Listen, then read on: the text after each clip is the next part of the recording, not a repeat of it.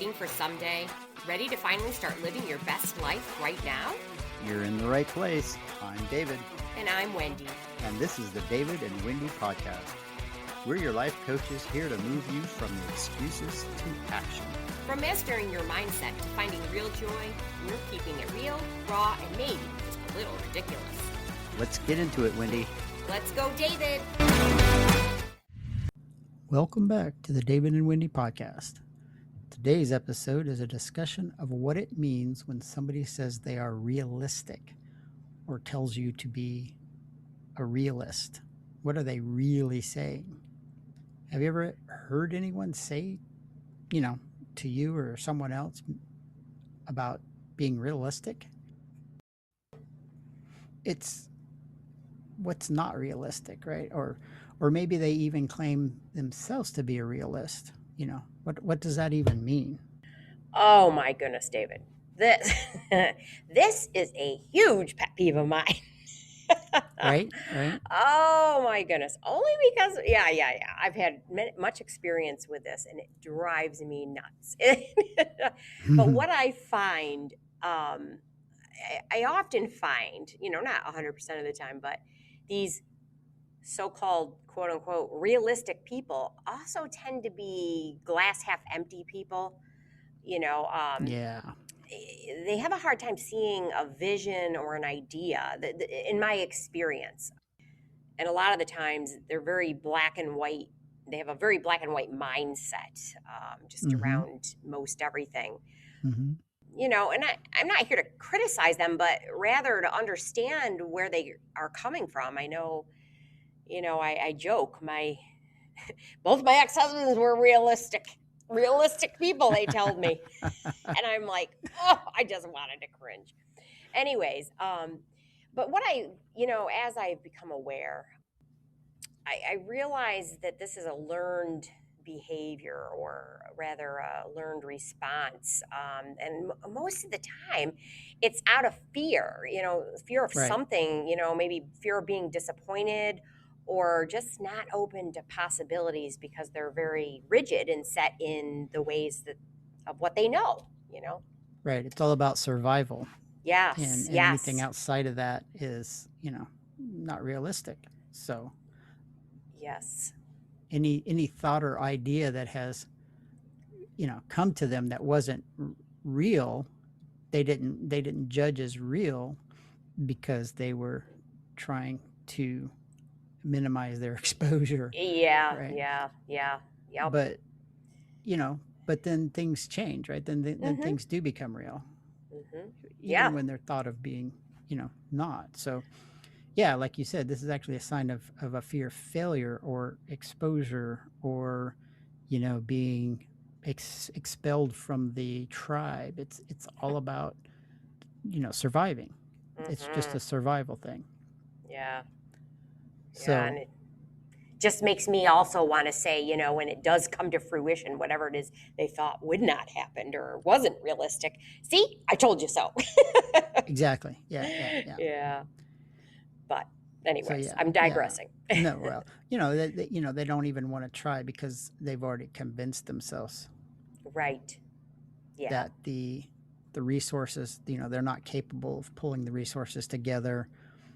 That's, as they say, walking out on a branch, right? So if they, if they can't see the whole process and already know all the resources are available, right? Everything has to be in place. Then it's typically, they don't see it as possible for them. And, kind of, you get it right away, right? When they, even if they don't tell you to be realistic or that they're a realist, you can still hear it because they'll say, how are you going to do that? Right? What are the steps you're going to take? Right. Or what are you thinking? Right. Oh, yeah. Share something with them like, what are you thinking? And then obviously, the one that really is revealing is, oh, that's not realistic. Right. That's, like, what? Yeah. Yeah. This, oh my gosh. Yeah. This is like nails on a chalkboard for me. I just cringe when I hear it. Right, right. Because I'm very open and, to explore new ideas, and anything's possible. Because I always say the opposite, anything is possible. Right, right. And that's even more so for them, right? If they don't see Yeah, it's possible for themselves, right, they can't see it possible for anyone else either, because right. they can't conceive of it, which Hmm. is, as you know, the first step to achieve it, right? You have to Yes, conceive it before you can achieve it. So absolutely. if they can't conceive it, then they're like, no, that's danger or impossible or whatever. So, Hmm.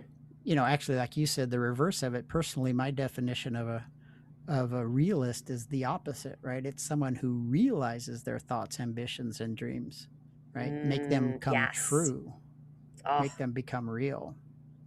oh, exactly. I love that. Yeah, and that's such a nice way to put that definition for that word realist. I like that. um, yeah, because I know I kind of touched on that a little bit. That in my experience, the rigidity is in the person's neurology, right? Like Mm-hmm. that's just kind of what they've learned, that learned behavior, probably from a very young age, or their profession. And typically, the more rigid people are, the more practice they've had at not being open. You know, um, the less practice of change that they've had. You know, Right.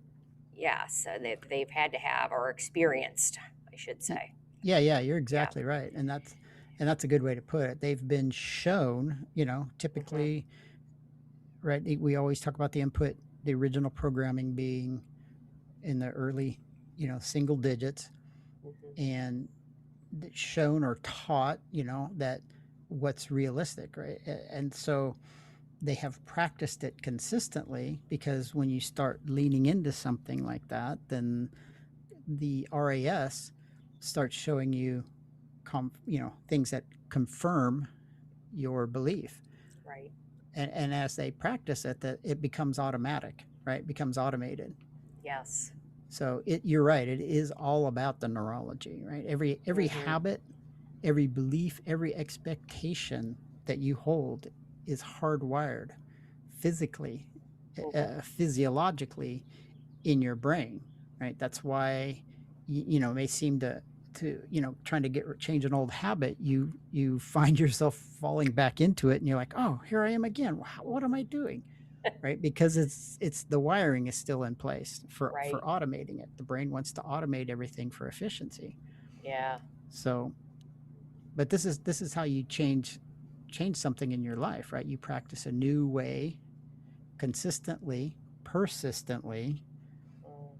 and then the new way starts to become automated, while the other old way starts to fall away. Yeah. And it can take time, but it just takes persistence. Mm. But it's the same process that got you to where you were, Exactly. Yes. right? So instead of coming at from an unconscious reactive place, right? Like something happens and you code into your programming, oh well, I can't do that, so that's not realistic for me, or not realistic at all. And through an unconscious process, right? So Right. now that you've become aware of it, you can take over consciously, and with intention, again, that consistent, persistent practice, Hmm. do the as if practice, right? As Right. just just imagine and feel what it's like, what it would be like to have that thing in place that you think is impossible. You can suspend reality like we do with Hmm. movies, right? Hmm. Star Wars, or all that stuff, right? Yep. Uh, we just like, okay, we know that's totally not real, but it's cool. So you Yeah. just go with that. Just practice. What would it be like? Hmm. Yeah, and we keep saying this week after week that it's first that awareness, right? Like that Mm-hmm. a person that you're doing this, and again, I know we've said this phrase: Are you living your life by default or by design? Right. And I know I really want to live my life by design. So it's catching these things, it doesn't happen overnight. It takes like you said, persistent, consistent practice, being aware of it and then practicing, but acting as if. And I will have to say, it's a much better way for me to live my life, anyways. It's so much more freeing. I feel open to possibilities and willing to try new things, new ways of doing things. And this is all to help me get to be the person I want to be, what I want to do, or what I want to have. Right. So yeah, one of my favorite sayings is dream it, believe it, and achieve it. Right. And there's a analogy that just came into my head, was like, it's not so fitting today because of technology, but it used to be years ago, we would worry about whether we were getting good gas in our car, right? So we would pick and choose and decide whether we find a gas station that we believe has good gas or not, and we've made a decision. But whether we put in the not so good gas or the good gas into the gas tank, it's still running through the same process. Oh, what a great analogy. I know, it David. just popped into my head. I was like, hey, well, I gotta spit this one out. That's amazing. As everybody knows, our listeners, David is a car guy, so I love it. I know, it always comes back to cars. Hey, and there's nothing wrong with that, right? I can't help it. I can't. No, it's great. It's great. I love it. So, well, this brings us to the end of this episode, and the topic for next week, get ready for this. Reality is not what you think it is. We are not aware of all that is around us. All right. That's the show for this week. We hope you are feeling motivated, like you're ready to take on the world. If you got value today, do us a huge favor. Like and subscribe and leave us a review. It helps us reach more people just like you. You can find all our info in the show notes and connect with us at our website, thedavidandwendypodcast.com. We'll see you next week. And remember, always be kind, loving, and compassionate to everyone you meet.